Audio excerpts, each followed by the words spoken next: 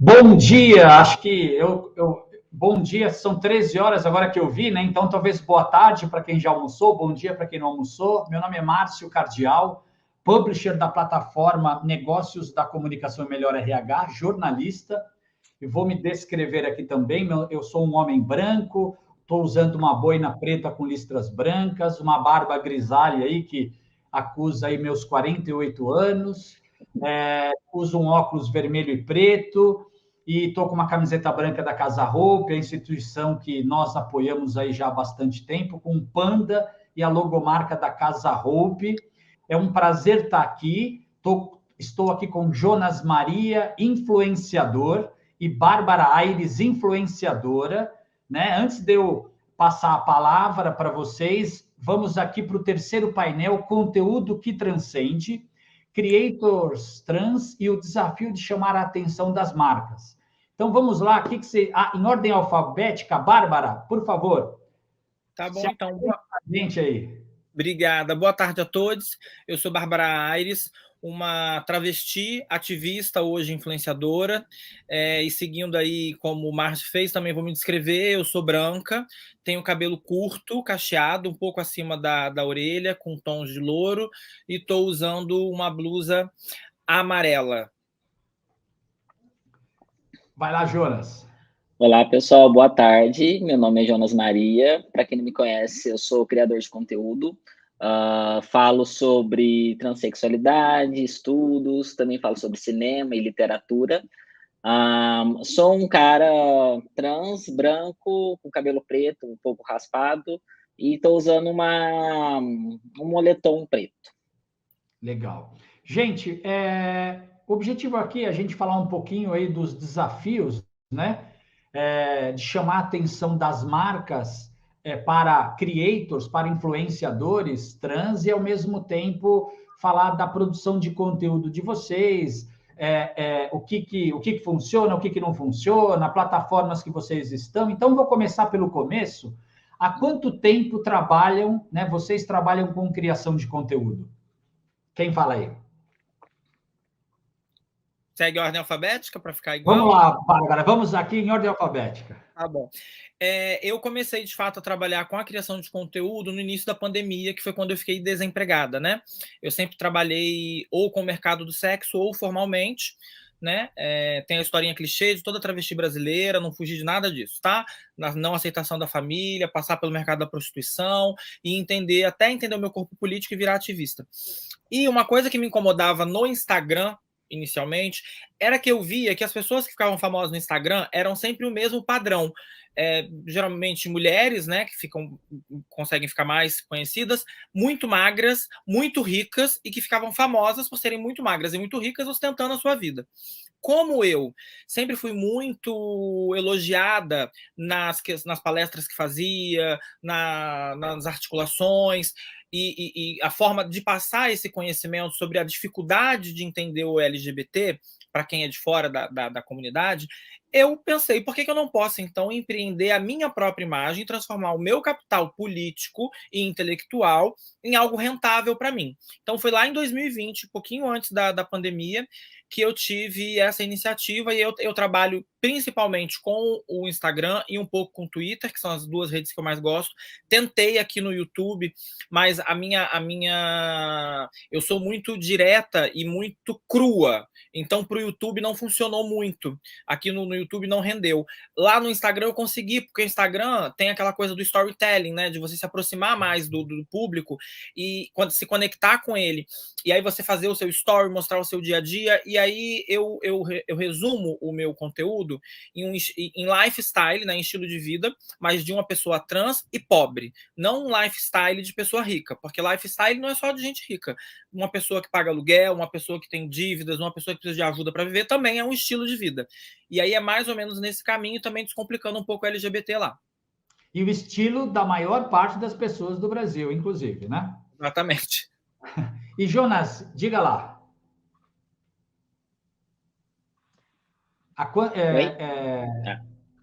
Diga lá. Certo. Na verdade, eu comecei a criação de conteúdo não visando necessariamente o mercado, né? Eu descobri a transexualidade através da internet, né, pesquisando, assim, por acaso, um dia. E aí eu cheguei no YouTube, e aí tinha toda uma comunidade trans no YouTube, né, que não necessariamente... isso era em 2012, 2013, já tem um tempo, né? Naquela época, a gente já falava em criadores de conteúdo, né? Acho que usava mais influencer, na verdade, mas essas pessoas, elas não estavam lá com uma iniciativa primária de lucrar, né? Elas estavam lá para compartilhar as experiências delas, porque até então era muito difícil você ver pessoas trans fora.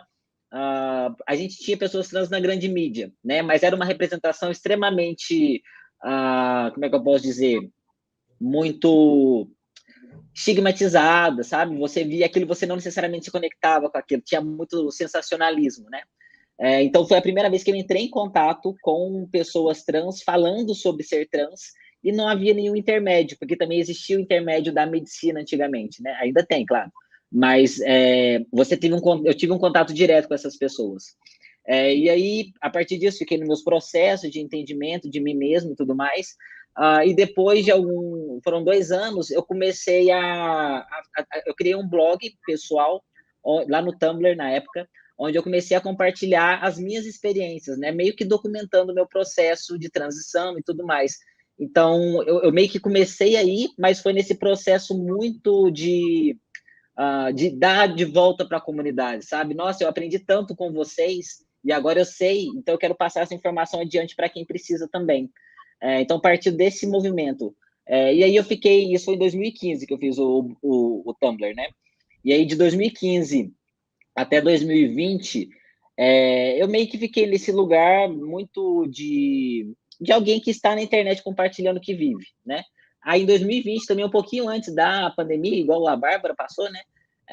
Eu decidi ir para o YouTube, porque antes eu já tinha uma audiência ali que me acompanhava, sabe? Mas não era profissional, assim, né?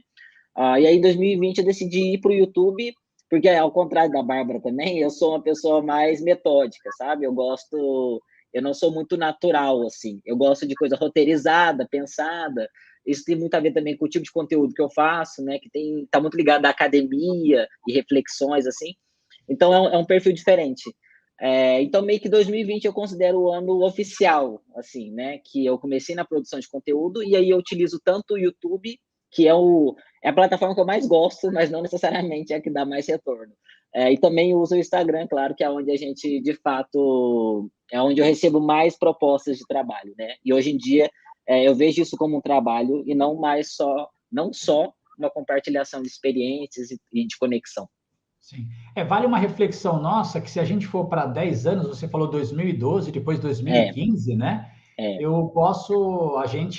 Não eram poucas marcas perto de hoje que faziam negócios com criadores, né? Ainda tinha um medo brutal. Se eu já encontro hoje, quando eu vou em muitas áreas, né, de comunicação e marketing, aquelas velhas histórias que a gente está acostumado, mas como ele vai tratar do meu conteúdo, né? Tem uma resistência ainda de muitas marcas, muito mais marcas não trabalham do que trabalham. Então, você imagina em 2015, 2012, né? Então, a gente tem muito para evoluir na questão do investimento em influência digital.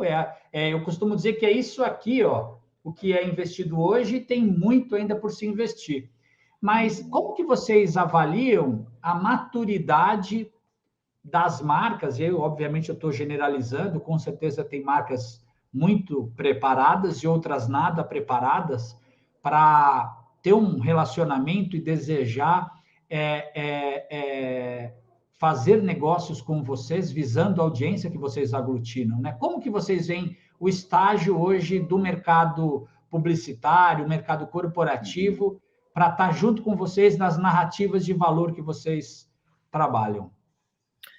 Eu particularmente acho ainda muito iniciante, assim. A maioria das marcas que tem um trabalho voltado à diversidade de fato é porque tem alguém lá dentro que faz parte da comunidade e faz esse processo de fazer com que os outros entendam essa necessidade. Então a gente fica muito à mercê da boa vontade de alguém que tenha essa sensibilidade. A grande maioria visa só o lucro, e visando só o lucro, ele não olha o humano, ele não percebe a mágica, né, a beleza dessa diversidade que a gente faz parte. E, além disso, ainda tem uma questão também de valor, né, de questão monetário. A gente ainda também é muito abaixo dos valores. A gente não recebe as propostas no mesmo nível de outros influenciadores do mesmo nível que a gente, que sejam pessoas cisgêneras e não trans. E aí isso é muito ruim, porque assim, você percebe que você é sexazonal, né, que eles lembram da gente em junho, que aí lembra de todos os LGBTs, e acabam focando muito só em pessoas cisgêneras. O último ano é que eles melhoraram um pouco isso, mas ainda é muito ruim pro tanto de influenciadores trans que a gente tem, e de criadores de conteúdo, de nome, de audiência, ainda está muito pouco, ou em janeiro, quando tem a visibilidade trans. E aí também ainda fica muito restrito, porque, por exemplo, eu sou uma travesti de mais de 35 anos, ativista, e assim, não faço dancinha, o meu conteúdo é um outro tipo de conteúdo. Então, eu ainda fico mais nichada ainda e perco mais ainda nisso. Então, com as marcas, porque eles procuram muito, e aí isso é no geral, né? Não é só com pessoas trans, mas a gente acaba sofrendo isso também. Pessoas muito novas, tipo 20 anos, que tenham milhões de seguidores, que sejam magros e sarados, e que façam esse tipo de conteúdo mais rápido, mais ágil, e que não conecta, o que não é o nosso caso, né? Por mais que, por exemplo, eu e o Jonas temos uma linha diferente de criação de conteúdo, mas o conteúdo dele também é um conteúdo denso, é um conteúdo de conexão, é um conteúdo de reflexão, e a gente sempre se propõe a isso, porque a gente não traz a coisa vazia do ser trans, sabe? É muito difícil isso acontecer. Então as marcas precisam amadurecer nesse lugar, entender a importância de ter pessoas com essa densidade, com essa profundidade, para se conectar com a sua marca também, para trazer um outro público para a sua marca. Sim. Diga, Jonas. Isso que a Bárbara falou, assim, é um fato, que nem ela disse, né? Quando a marca trabalha com pessoas LGBTs, é porque tem alguém LGBT dentro da equipe que promoveu isso, né? Isso é uma coisa que a gente... que eu já vivi também, e que, entrando em contato com outros criadores, eles também falam isso, então a gente sabe que é assim que funciona, né? E que bom que a gente tem essa pessoa LGBT lá dentro para fazer esse caminho, né? Porque, infelizmente, quando não tem, é muito raro de acontecer, né? Claro que acontece, mas não é muito comum. E uma outra coisa que a Bárbara falou que eu gostei bastante também é que, realmente, os nossos valores, eles não são, né? A gente não recebe grandes propostas, né? E se a gente está falando de uma marca, eu acho que isso, uma coisa importante da marca é ela entender qual que é o objetivo da campanha dela, né? Porque se ela está esperando que criadores... se a gente fala criadores LGBTs, a gente realmente tem vários criadores que são muito grandes, criadores de milhões. Mas criadores trans, a gente consegue contar nos dedos de uma mão criador que tem mais de 1 milhão, tá? Talvez tenha 1 ou 2, que eu me lembre de cabeça.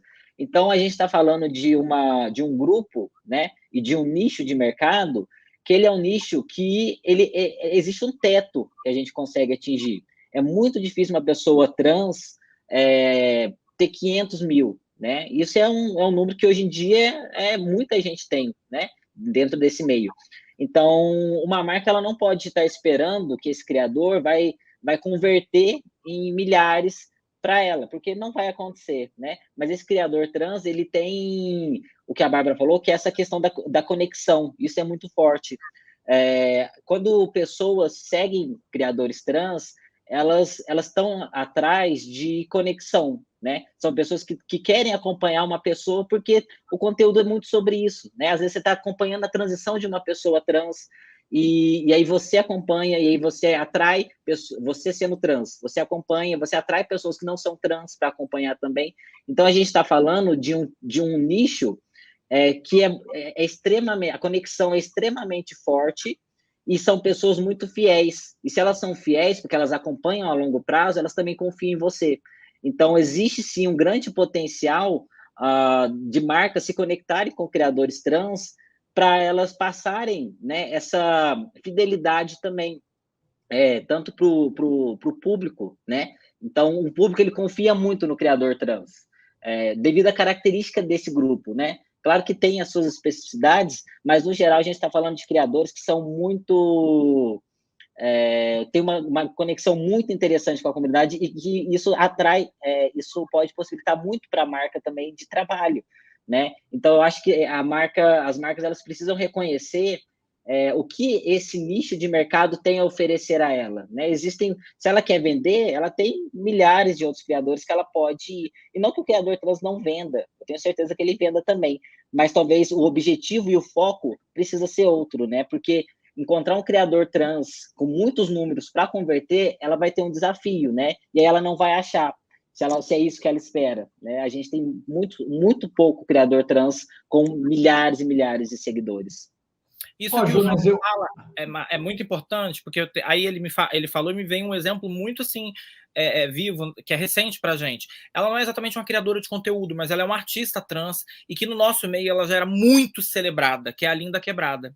E antes dela entrar no Big Brother, ela tinha 700 mil seguidores. E ela tá na estrada desde... Assim, ela estourou com Bicha Preta em 2017, mas ela tá na estrada desde um pouco antes. E para você ver, ela... Com músicas com grandes números, ela não bateu 1 milhão. Ela precisou entrar no Big Brother Brasil para aumentar esse número e para poder ter a visibilidade que ela merece. Outro exemplo é a Pepita, que bateu 1 milhão de seguidores agora tem pouco tempo. Que também é outra que tem... Então, assim, mesmo quando você sai do nicho de criadores de conteúdo, quando você está falando de pessoas trans, é sempre mais difícil esse lugar. Mas, ao mesmo tempo, isso que o Jonas fala é importante, porque, por exemplo, na pandemia eu fiquei desempregada. Foram 2 anos desempregada. Eu sobrevivi de ajuda do meu Instagram. Os meus seguidores, vendo a minha dificuldade, me orientaram, porque eu não conhecia, a fazer o Pix Day. Foram os meus seguidores que me falaram, faz um Pix Day para você, porque tem o criador tal que ele criou para ele, não sei o quê, faz para você também. E aí, durante a pandemia, o que me salvou, o que fez eu não voltar para uma situação de rua, não ficar numa vulnerabilidade ainda maior, foram os seguidores do Instagram. O que vocês estão falando, na verdade, nada mais é, e aí eu chamo a atenção de todas as marcas e agências, e isso vai ficar gravado, né? Então isso é legal, porque reverbera muito mais. Vocês têm engajamento, vocês conversam, vocês estão próximos da audiência de vocês. Gente, se a gente for pensar em 300 mil, 200 mil, né? Vamos lá para o que a gente fala ali, vai 150 mil, 500 mil... Quando você tem um engajamento alto com essa galera, equivale a quem tem 3 milhões, sabe? Então, porque o que a gente sabe é, quanto maior a sua audiência, percentualmente menos o engajamento acontece. Então, e a gente tem um projeto que é todo início do ano, a gente faz um fórum para discutir a relação dos microcriadores, né? A gente fala até 150 mil, com a sociedade, com marcas e agências. Então, a gente também estuda muito isso. Então, o que vocês oferecem é o que as marcas buscam, que é um forte engajamento, muito mais do que números. Claro que tem espaço para tudo, né? O tiro de bazuca, tudo, né? Dentro de uma campanha. Agora, eu acho que realmente o que falta é a marca entender esse nicho, né? Vamos chamar assim, a marca, olha, né? Esse setor de vocês, para poder, de verdade, entrar e entrar sem medo, porque talvez ela tenha medo, né? Ela tenha medo de como lidar com isso. E aí, vamos falar, a falta de diversidade das equipes dentro das empresas, né? E aí você, Bárbara, mencionou e trouxe muito... Quando vocês têm ali alguém que conhece e que sabe, isso flui, porque essa pessoa trabalha isso dentro da marca, dentro da agência. Agora, como diversidade nos grandes anunciantes está evoluindo, mas tem muito que evoluir, a gente vai ter agora no dia 31 de outubro e 1º de novembro, um fórum só dedicado à diversidade, que a gente chama as lideranças de RH, especialistas, para discutir esse tema dentro das organizações, né? Existe diversidade nas corporações hoje? Não existe. Agora, existe um gap monumental para se trabalhar. Agora, tem marcas, sim, que estão dispostas e já estão correndo atrás, né, para resolver isso, para trabalhar e para conseguir refletir o que é essa nossa sociedade, o que é o nosso país, né, o que é o mundo. Então, só contribuindo, eu acho que vocês oferecem um engajamento importante, né, vocês oferecem um conteúdo esclarecedor. O que a gente vai ter que tentar, eu acho que esse objetivo nosso é isso, é falar com você, gestor de marca, você, gestor de agência, para que se debruce de verdade sobre esse setor, né, sobre vamos analisar aí como um mercado que tem uma série de pessoas que podem e têm desejo pelo seu produto. Como você se inserir nele de uma maneira natural? E você, Jonas, mencionou, né, que não, a venda não pode ser o primeiro objetivo, né, se eu entendi bem. Eu acho que não, mas se for, e se entrar corretamente, talvez não tenha problema algum, porque com o engajamento que vocês produzem, isso sim é possível, naturalmente, né? Só tem que ouvir mais, né? Ouvir mais e co-criar isso, dar liberdade para vocês poderem entregar para o público de vocês o que eles estão acostumados, e não vir com algo engessado aqui e falar, ó, é isso aqui, né? Coisa que parece é uma conversa antiga, vamos dizer assim, mas que vai perdurar durante anos, não tem jeito, porque ainda tem muita gente que tem medo de trabalhar com criadores, não é com nenhum setor especificamente, né? Eu ouço isso, então não é demérito e nem privilégio né? Não é de Chico, não é de Francisco, não é de ninguém, simplesmente é do nosso ecossistema, de fato, né? E aí eu queria perguntar para vocês se vocês poderiam me dizer o seguinte, o que uma marca, como a marca fala com vocês, né? Então, eu fiquei aqui pensando o seguinte, vocês produzem os seus conteúdos inteiramente, vocês têm aí a ajuda de alguma equipe, vocês, ao mesmo tempo, vocês também fazem o comercial, ou tem alguém que faz o comercial? Como é isso dentro da produção de conteúdo de cada um? No meu caso em específico, eu sou sozinha para tudo, né? Eu não tenho ajuda de nada. Até pouco tempo atrás, eu não tinha nem template próprio, nem nada, assim. Tipo, o meu destaque é eu que criei a capinha, o meu Media Kit fui eu que fui lá e vi como que faz e fiz, e vejo meus números, vou atualizando, sempre sozinha. E aí as marcas entram em contato comigo pelo direct ou pelo meu e-mail que está disponível lá na minha página, né? E aí eu mesmo que negocio com elas, porque eu não tenho uma terceira pessoa. E aí toda a parte de criação, sim, sai de mim. A ideia, a discussão, aí você vai trabalhando. Mas o que o Jonas falou, a conexão é tão forte que eu tenho uma menina que é minha seguidora que ela é social media, o trabalho dela é social media, e ela disponibilizou para mim uns templates que agora eu uso para o meu story, para o meu feed, porque eu faço muito aquela coisa de, às vezes, comentar alguma coisa no Twitter e aí tiro o print e posto no feed do Instagram. E eu usava a bandeira trans de fundo. E aí ela me observando, criou um template específico para mim, baseado nas cores trans e tal. E agora, recentemente, ela já me mandou mensagem, a gente acabou de conversar, porque ela acha que já está na hora de mudar e pediu coisas para mim de enquete, pediu não sei o quê. Então, assim, eu tenho uma seguidora que, por vontade dela, assim, por gostar de mim, criou para mim, tá fazendo agora até para renovar templates e tal. Mas tirando isso, eu sozinha mesmo. Tá. E você, Jonas, como que funciona aí a produção?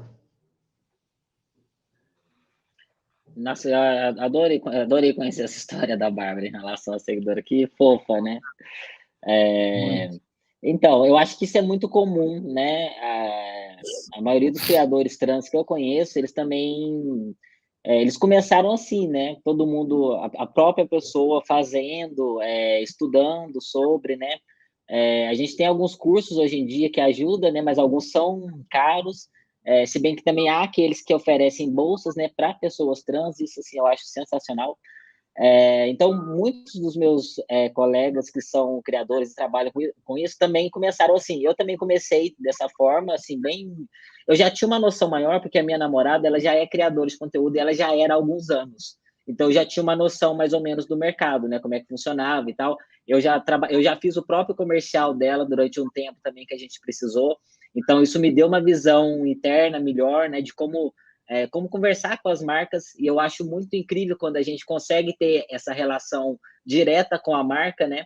Existem algumas dificuldades, mas também é muito legal quando acontece, né? E dá tudo certo. Hoje em dia, não. Hoje em dia, eu faço parte de estúdio, né? Que é uma networking de criadores e que trabalha com projetos, sobretudo do YouTube. Então, eu faço parte deles. O comercial é eles quem fazem, né? Mas fiz durante muitos anos o meu próprio. Também já eu mesmo criei o Media Kit, template, essas coisas. Hoje em dia, como eu consigo, já tem algumas marcas que eu trabalho, né? Às vezes elas aparecem, já consigo pagar alguém para fazer um Media Kit para mim, para ficar bonitinho. E aí, sempre que posso, eu faço questão de chamar alguém trans também, porque eu acho que é muito legal porque a criação de conteúdo e todo esse como é que o pessoal fala? Marketing de influência, né? É um mercado enorme, né? Que envolve não só o criador em si, né? Como profissionais de edição de vídeo, design. Então, assim, é um mercado incrível, né? Que agrega muita gente, tem muito espaço para o pessoal trabalhar. Então, sempre que dá, eu chamo pessoas trans para me ajudarem. Mas hoje em dia, felizmente, eu já tenho eu tenho a de estúdio e às vezes consigo pagar alguém para fazer algum template para mim. Quando não dá, aí eu mesmo faço o meu e é isso. Legal. A gente tem aí 10 minutinhos ainda para conversar. Eu queria perguntar para vocês o seguinte: tem algum projeto que vocês fizeram, enfim, na trajetória de vocês e que vocês acham que é uma história legal para contar, né? Resumido, mas ou que vocês se surpreenderam com o resultado, com a audiência, com como a marca ou a agência tratou isso com vocês, enfim. Eu acho que isso é legal para a gente poder, se quiserem falar nome de marca também, não tem problema algum, entendeu? Né? Aqui vocês que mandam. Tem alguma história dessa que vocês gostariam de compartilhar? Olha, eu trabalhei com uma marca que deu tudo certo, que foi em setembro do ano passado, tem mais de um ano, que foi ok. Mas foi para aquela Squid, né, que não é exatamente uma agência, né, ela só conecta ali, você se cadastra e pronto. Mas foi tudo bem. Não tem nenhuma grande história, não. Mas no nosso papo, só para não perder aqui, a gente estava falando de números, e aí eu acho importante deixar aqui registrado, né, que você mesmo entrou nesse assunto, de que as empresas, de que as agências, as marcas e os próprios agenciadores, né, influenciadores grandes que agora estão trabalhando com isso, não se apegue muito a isso, que a gente teve recentemente uma grande influenciadora justamente assumindo que não contrata ninguém com menos de 300 mil seguidores, porque 300 mil seguidores para ela é nada, que a pessoa não consegue viver do Instagram com 300 mil seguidores, que não dá dinheiro. E isso é muito ruim, você ter uma pessoa que da influência dela, do tamanho dela, fazendo uma fala dessa, porque isso você desestimula as pessoas que estão pequenas, as pessoas que pensam dessa forma, e todo mundo começou pequeno. Né? Ninguém começou já com 1 milhão de seguidores. E a gente precisa mudar um pouco essa lógica de como que a gente consome as pessoas na internet, porque a gente precisa entender que é isso, você está consumindo pessoas na internet. E aí o Jonas falou das pessoas trans de 1 milhão, e tem uma menina que eu comecei a seguir tem pouco tempo, ela tinha menos, eu fui olhar hoje, ela bateu 1 milhão, eu não faço ideia de como, porque o conteúdo dela é aquele conteúdo bem adolescente, mas é o que tá, que é a V. Collins, se eu não me engano o nome dela. Ela bateu, tá com 1 milhão de seguidores. Então, assim, e não que ela não tenha que ter, tem que ter também, porque é o conteúdo dela, é o que está conectando, mas a gente não pode, em detrimento de outras pessoas, fazer com que só um tipo de conteúdo, ou só um tipo de perfil de pessoas consiga crescer. A gente precisa entender que nossos corpos são diversos, que a nossa vivência é diversa, e que, assim como a gente tem a magra, sarada, que faz a dancinha e que atrai um determinado público, a gente tem também a pessoa mais velha, mais politizada, que vai falar de filme, que vai falar da experiência, que vai trazer a explicação sobre a transfobia, que vai falar sobre a questão política, por que a gente tem que se posicionar, que vai falar sobre a dificuldade do mercado de trabalho. Então, eu acho importante deixar isso registrado e que as agências procurem mais pessoas trans e pessoas trans mais velhas, pessoas trans que não são só criadores de conteúdo ou só influencers, mas que também são ativistas, que também tem porque é uma outra experiência, é um outro lugar. Porque, às vezes, a gente pode nem estar no comercial da marca, eu posso não ser a cara do comercial, mas eu posso ser a consultora por trás do comercial que vai fazer aquele comercial ser melhor do que o que ele poderia ser. Então, como o Jonas falou, são várias possibilidades que a gente tem com o marketing da influência. Então, pensar na gente não só como o rostinho bonito ou o corpinho bonito da ação, da peça publicitária, mas pensar na gente também como uma pessoa que pode estar ali como orientadora, como consultora daquele trabalho. Perfeito, Bárbara. Colocação excelente, muito bom. E você, Jonas, tem alguma história que você queira compartilhar com a gente aí? Felizmente, eu sempre tive uma boa relação com as marcas e tal. Eu acho que eu já participei de algumas campanhas assim que foram muito importantes, né, que visavam justamente comunicar, né, sobre a realidade trans.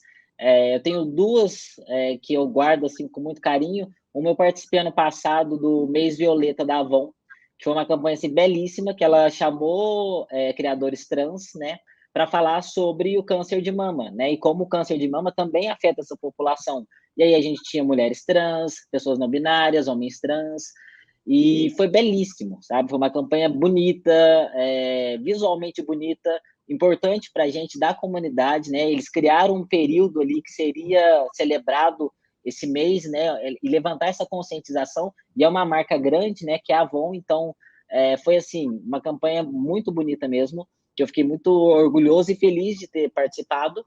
E fora ela, eu também tive uma experiência que foi assim, que tem muito a ver com o que a Bárbara falou, né?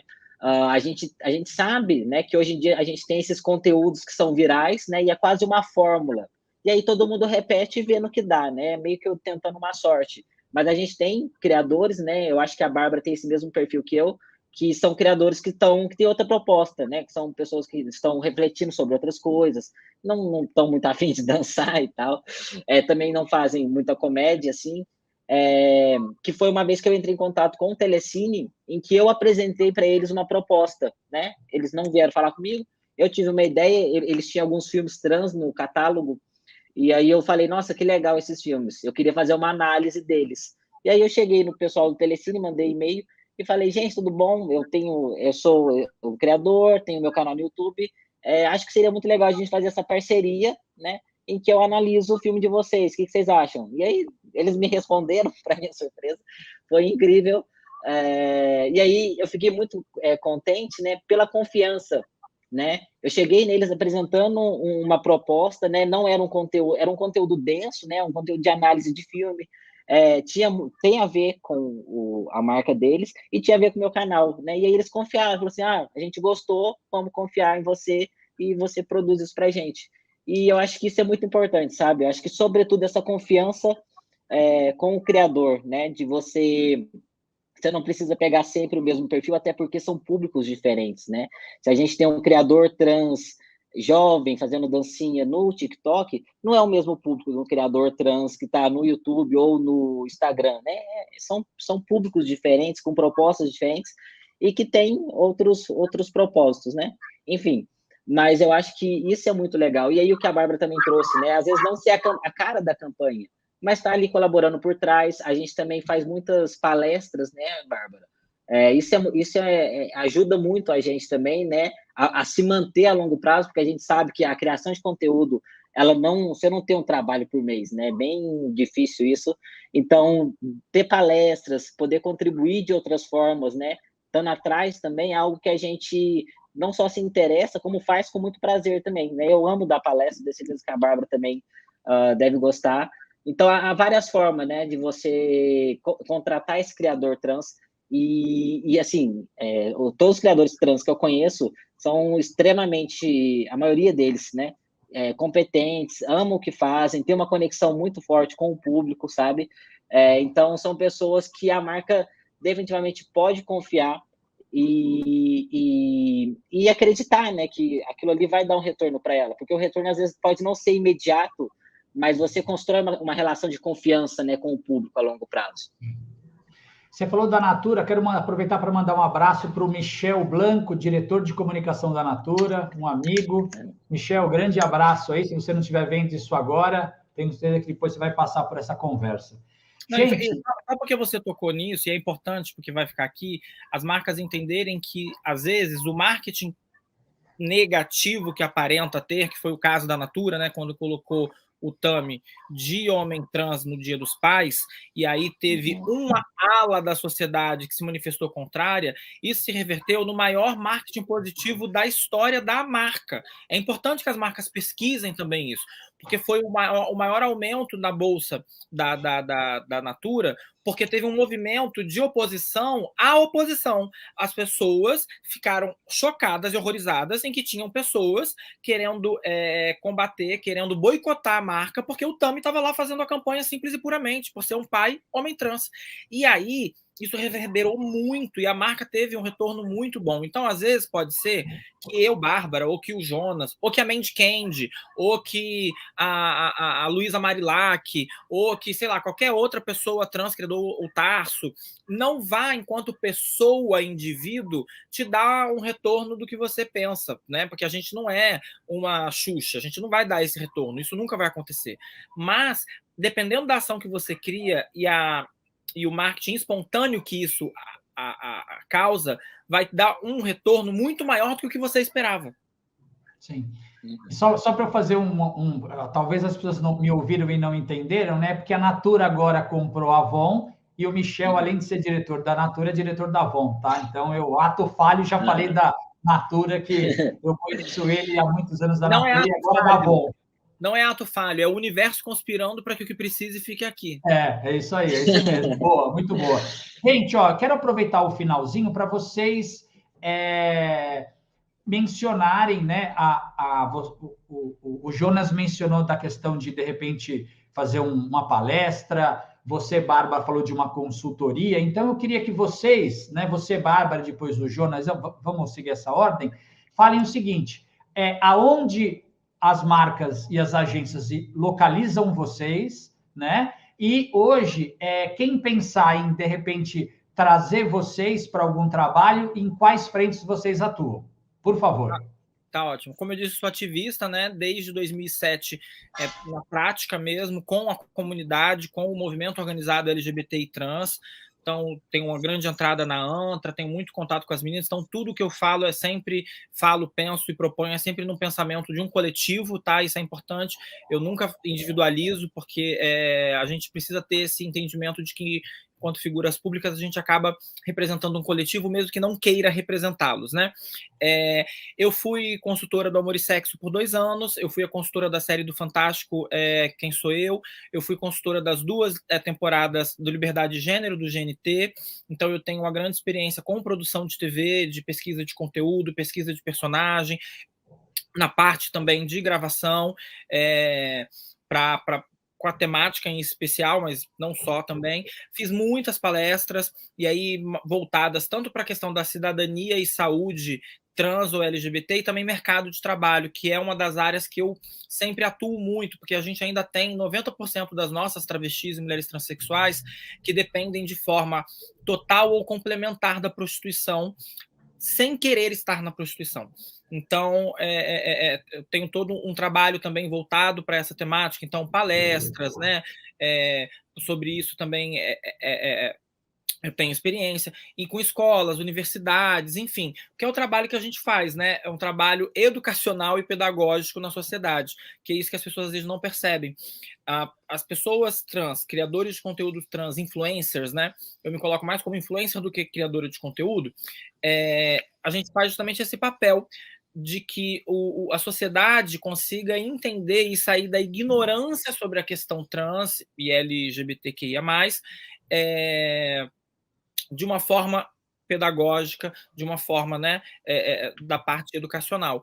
Então, nessa área, é só ir lá no meu Instagram, que é T, de travesti, T, Bárbara Aires. Quando coloca T-Bar, geralmente eu sou a primeira a aparecer, por causa justamente da relevância que tem lá. O meu Twitter é igual, minhas redes são iguais, são as 2 redes que eu mais atuo, mas pode mandar um direct ou no e-mail que está lá, que eu sempre respondo. E, para além disso, eu também sou atriz, tenho curta, longa, alguns trabalhos aí. Então, na área das artes, a gente também consegue conversar sobre alguma coisa, mas como eu me defino lá, eu sou uma travesti multifacetada. Não me defina, não me limite. Então, se você gostou de mim, você me procura, que a gente conversa e vamos chegar em algum lugar. Legal, legal. E aí, Jonas? Também tem um perfil parecido com a Bárbara, né? O meu trabalho inicial, né, é de criação de conteúdo, então eu tenho no meu Instagram, né, tá lá todas as informações que a pessoa precisa, vai estar o meu e-mail, né, para quem quiser me contratar para algum trabalho de publicidade. Mas também já trabalhei, assim como a Bárbara, com consultorias, né? Eu falo muito sobre representação trans no meu canal no YouTube, então tenho facilidade de falar sobre isso. Também dou muitas palestras, né? E é uma coisa que me dá muito prazer de fazer, porque eu sinto falta da universidade e tudo mais, então eu gosto de sempre preparar palestras, dou palestras em universidades, escolas, já dei em várias empresas também. E eu acho que basicamente é isso, né? E também quem quiser se informar mais, ver meu Media Kit, afins, é só colocar Jonas Maria no Instagram. Também tem um site, que é jonasmaria.com. E basicamente é isso. Maravilha. Gente, olha, quero dizer da minha parte, foi um privilégio estar aqui com vocês. Gostei muito dessa conversa. A plataforma Negócios da Comunicação e Melhor RH está à disposição. E foi um prazer, agradeço, me despeço, né? Vocês aí também aí 30 segundos para vocês se despedirem, e da minha parte, peço que voltamos após o almoço, continuem com a gente nessa jornada. Muito obrigado. Gente, só agradecer, obrigada pelo convite, uma honra, um prazer estar aqui. E não poderia deixar de falar, marcas nos contratem, agências nos contratem, a gente precisa desse apoio, dessa rede de apoio para poder crescer mais ainda. Estamos aí o ano todo, né, gente? Sempre que precisar. É isso, gente. Muito obrigado. Um abraço, gente. Valeu, foi um privilégio.